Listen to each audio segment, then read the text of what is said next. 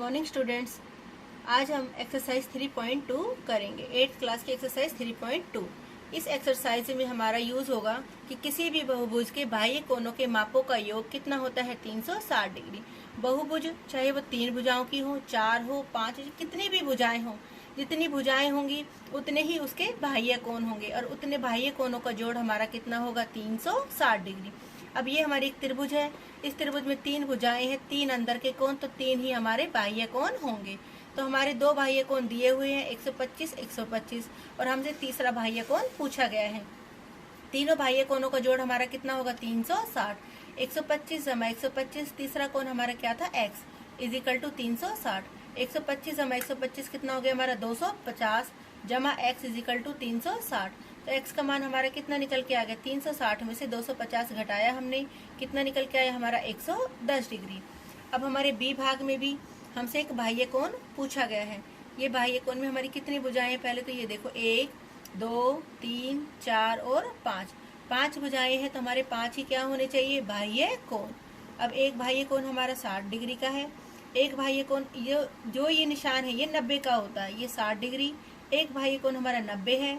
एक बाह्य कोण हमारा 70 है। एक बाह्य कोण हमसे x की वैल्यू पूछी गई है। एक बाह्य कोण हमारे यहाँ नहीं दिया हुआ, लेकिन हमें अंदर का कोण दिया हुआ है। कई बार हो चुका है कि 1 जमा 2 ये हमारे कैसे कोण है, रेखीय युग्म है। यदि 1 हमारा 90 का है तो 2 की वैल्यू कितनी होगी हमारी 180 में से 90 घटाया हमारा कितना हो गया 90। अब हमारा ये बाह्य कोण भी निकल कर आ गया। 1 जमा 2 180, तो 2 की वैल्यू होगी 180 घटा 90 इजिकल टू 90 डिग्री। अब हमारे 5 बाह्य कोणों में से 4 हमें मिल चुके हैं। 70 90 60 90 जमा में x इजिकल टू कितना होगा 360। सबको ऐड किया कितना हो गया हमारा 310 जमा x इजिकल टू 360। x की वैल्यू निकाली 360, जमा का 310 उधर गया, घटा का 310। 360 में से 310 घटाया हमारा कितना निकल के आ गया 50 डिग्री। दूसरे क्वेश्चन में हमसे पूछा गया है समबाहुभुज के बाह्य कोण का माप ज्ञात करो जिसकी 9 भुजाएं हो और जिसकी 15 भुजाएं हो। अगर वो समबाहुभुज है तो उसके सारे अंदर के कोण क्या होंगे बराबर होंगे। अंदर के कोण बराबर है तो सारे बाह्य कोण भी हमारे क्या हो जाएंगे बराबर, और सारे बाह्य कोणों का जोड़ हमारा कितना होता है 360।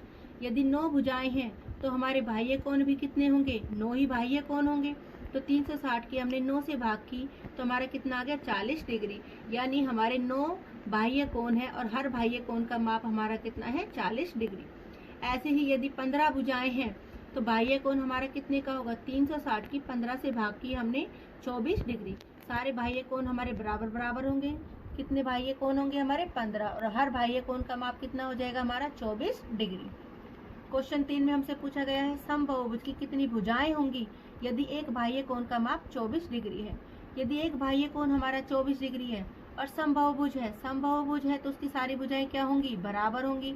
तो हमारी भुजाओं की संख्या कैसे निकालेंगे, सारे बाह्य कोणों का जोड़ कितना होता है 360। एक बाह्य कोण है हमारा 24 का, तो भुजाओं की संख्या हमारी कितनी निकल कर आ गई 15। यानी हमारी 15 भुजाएं हैं और हर बाह्य कोण हमारा कितने का है 24 डिग्री। समबाहुभुज के सारे बाह्य कोण हमारे बराबर बराबर होंगे, इसलिए भुजाओं की संख्या कैसे निकाली हमने 360 की 24 से भाग की। क्वेश्चन नंबर 4 में पूछा गया है समबाहुभुज की भुजाओं की संख्या क्या होगी यदि इसका प्रत्येक अंतः कोण 165 डिग्री है। अब हमें अंदर वाला कोण दिया हुआ है 165 डिग्री, और हमारा फॉर्मूला हमने कैसे निकाला था 360 को किससे भाग किया था बाह्य कोण से। तो इसका मतलब हमें पहले क्या निकालना होगा बाह्य कोण। अब बाह्य कोण और एक अंतः कोण दोनों मिलकर कैसे कोण बनाती है रेखीय युग्म। अब अंदर का कोण है 165, तो बाह्य कोण कितना निकल के आ गया 180 में से 165 घटाया कितने डिग्री का हो गया हमारा 15 डिग्री। तो भुजाओं की संख्या कैसे निकलेगी 360 बटे बाह्य कोण हमारा कितने का है 15। 360 की 15 से भाग की हमारी कितनी भुजाएं आ गई हमारी 24 डिग्री। यदि बाह्य कोण दिया हुआ हो तो सीधा 360 से भाग कर देंगे, और यदि अंतः कोण दिया हुआ हो तो पहले 180 में से अंतः कोण को घटाएंगे और बाह्य कोण को निकालेंगे। क्वेश्चन 5 के ए भाग में पूछा गया है कि क्या ऐसा समबाहुभुज संभव है जिसका प्रत्येक बाह्य कोण का माप 22 डिग्री हो। 22 डिग्री हो तो 360 की हम 22 से भाग करके देखेंगे, क्योंकि हमारी उससे भुजाओं की संख्या निकल कर आएगी। लेकिन 360 22 को पूरा पूरा भाग नहीं कर सकता, इसलिए यह हमारा कोण संभव नहीं है, क्योंकि भुजाओं की संख्या 2, 3, 4, 5 ऐसे हो सकते हैं, ऐसे तो नहीं हो सकते ना। भुजाओं की संख्या 2.5 है, 3.5 है, ऐसे।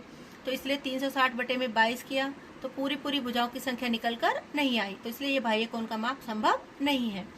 दूसरे भाग में पूछा है कि क्या ये किसी संभव भुज का अंतः कोण हो सकता है।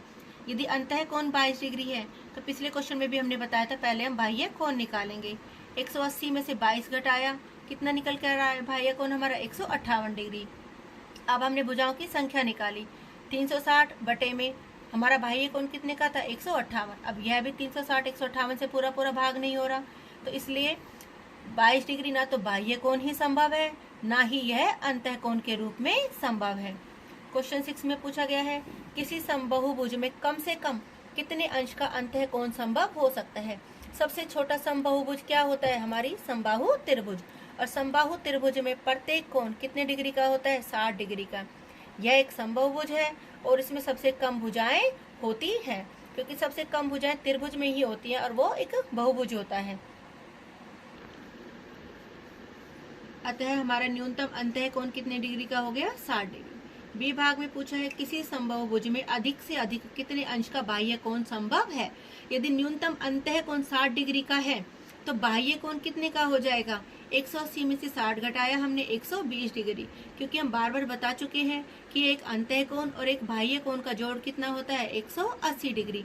अगर न्यूनतम अंतः कोण हमारा अंदर वाला कोण 60 डिग्री का है तो बाहर का कोण कितने का होगा, 180 में से 60 घटाया हमने 120 डिग्री। धन्यवाद।